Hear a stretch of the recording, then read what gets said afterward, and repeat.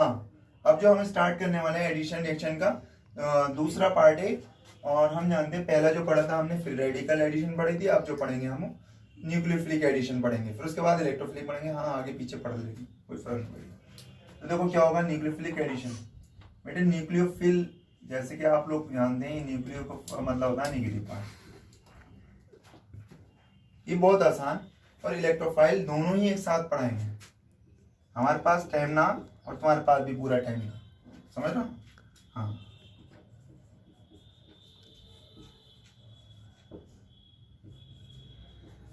Electrophile, ये बहुत अजीब सी बात है कि इलेक्ट्रोफाइल और न्यूक्लियोफाइल को कोई भी अंडरस्टैंड नहीं कर पाता, या मैं कहूँ कोई भी समझा नहीं पाता। तो मैं कहूँ अगर तुम्हें कोई हिंट्स दूँ अकॉर्डिंग टू केवल भाई, अगर आप कंपटीशन में तैयारी कर रहे हैं तो आप एडिशन का न्यूक्लियोफाइल पार्ट और इलेक्ट्रोफाइल पार्ट कैसे स्टडी करेंगे। तो मेरे कहने से तुम लोग ये काम करना, न्यूक्लियोफाइल यानी न्यूक्लियोफिलिक एडिशन वहां पाया जाएगा जहां पर मल्टीपल बॉन्ड तो होगा लेकिन दो अलग अलग इलेक्ट्रोनेगेटिविटी वाले एटम्स के बीच में, यानी मल्टीपल बॉन्ड तो है बिटवीन टू डिफरेंट इलेक्ट्रोनेगेटिविटीज, भाई डबल बॉन्ड है लेकिन अलग अलग इलेक्ट्रोनेगेटिविटी।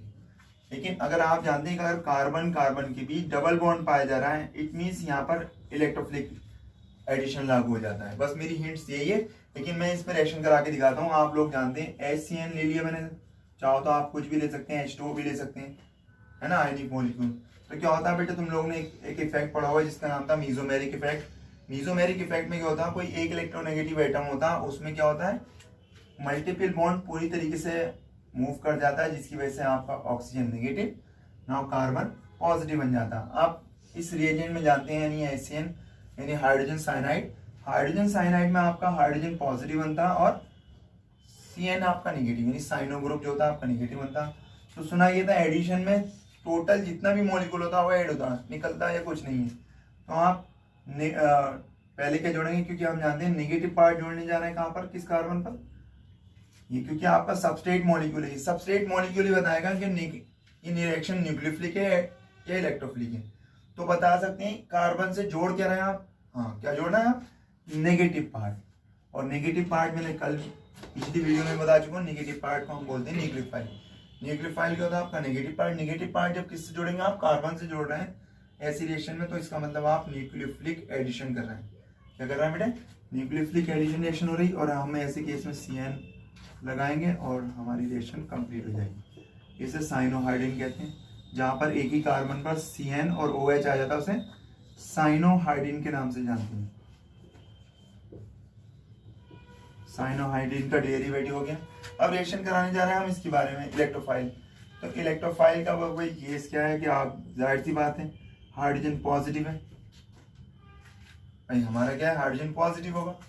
तो भाई हमारा क्या होगा, खास तौर से कुछ भी होगा, हाइड्रोजन ले लो या अनदर कोई अलग एटम ले लो, तो बस ये बात का ख्याल रखना कि वहाँ पर क्या रिएजेंट ले जा रही है, मीडियम क्या है, एसिडिक है, बेसिक है, मीडियम, कुछ ना कुछ होगा। ना होगा तो कोई बात ना, फिर भी आपका नेगेटिव पॉजिटिव बनेगा। कुछ खास ही कंडीशन है जिसमें हम फ्री रेडिकल का केस बना सकते हैं, परऑक्साइड, सनलाइट और हीट। इनके केस के अलावा बाकी किसी केस में आपका फ्री रेडिकल का बनने का कोई चांस नहीं होता। कैटेलिस्ट ले रखा है तो हमेशा नेगेटिव पॉजिटिव बनेगा उन, यानी हाइड्रोजन पेरोक्साइड और इसके अलावा क्या नाम है, हाइड्रोजन पेरोक्साइड के अलावा, है ना। तो कैटेलिस्ट ना भी ले रखा होगा तब भी आपकी रिएक्शन क्या होगी, नेगेटिव या पॉजिटिव बना लेगी अपने आप में, यानी इसमें आयनिसिटी आ जाती है। तो इसमें एक क्या होगा, कोई निगेटिव पार्ट अपनी तरफ को ले जाएगा, यानी इलेक्ट्रॉन्स मूव करेंगे तो वहीं हाइड्रोजन जाएगा। जिधर भी इलेक्ट्रॉन्स मूव कर जाएंगे आपका हाइड्रोजन उधर ही मूव कर जाएगा। मान के चलो ये HBr से ही रिएक्शन करा रहे थे या HCl के साथ करा रहे थे, और यहाँ पे एडिशन कौन सा वाला हो रहा है, मार्कोनिकॉफ के अकॉर्डिंग।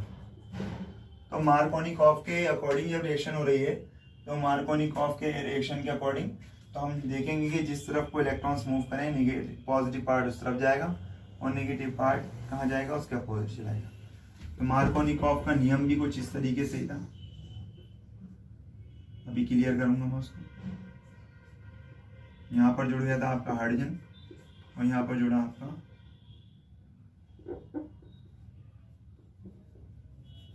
क्योंकि हम जानते हैं यहाँ पर यहाँ पे जुड़ा था आपका Cl।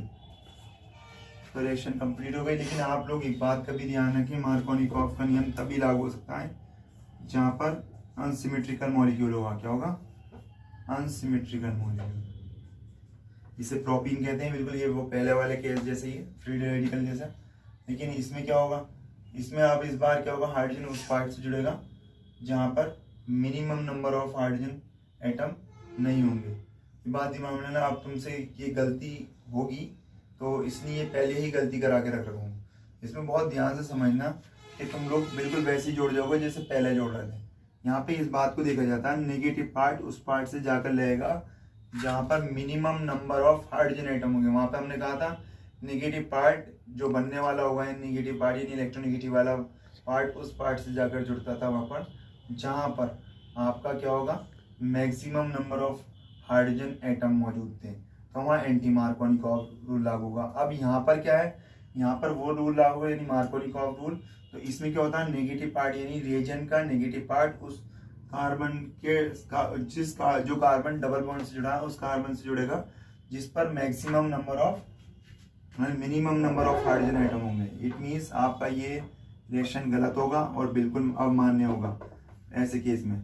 अगर सिंपल रिएक्शन थी तो वो तो सही था, लेकिन अब क्योंकि मार्कोनिकॉफ का नियम लगा रहे हैं तो इसका मतलब नेगेटिव पार्ट ये है क्लोरीन और हाइड्रोजन पॉजिटिव है, तो आपका नेगेटिव पार्ट उस पार्ट से जाकर जुड़ेगा जहां पर मिनिमम नंबर ऑफ हाइड्रोजन होंगे, और आपका पॉजिटिव पार्ट से जुड़ेगा आपका जिस पर मैक्सिमम नंबर ऑफ हाइड्रोजन होंगे। ठीक है, इसलिए आपकी रिएक्शन कुछ इस तरीके से होगी। CH3 single bond CH, Cl single bond CH3, इसे 2-क्लोरोप्रोपेन कहेंगे।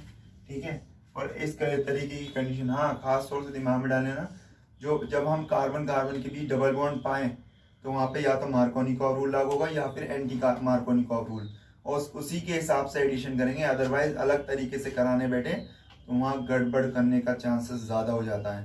ठीक है, अब न्यूक्लियोफिल का तो पता ही है तुम लोग को, इलेक्ट्रोनेगेटिविटी डिफरेंट होगी, तो ये सॉल्व आउट हो गया। नेक्स्ट वीडियो में मिलते हैं। ठीक है, चैनल को सपोर्ट कर लें और लाइक कर दें और बेल आइकन दबा दें ताकि आपको वीडियो की नोटिफिकेशन वगैरह मिलती रहे और ऐसी इसी तरीके की वीडियो आपके पास पहुंचती रहेंगी। प्लीज़ सब्सक्राइब कीजिए ताकि आप इसी तरीके की वीडियोस आगे भी सुनते रहें और देखते रहें और अच्छा कुछ सीखते रहें, क्योंकि ऑर्गेनिक रिएक्शन को थोड़ा सा मुश्किल है, टफ है समझना, और इन वीडियोस के ज़रिए तुम आसान कर सकते हो हमारे साथ। ठीक है।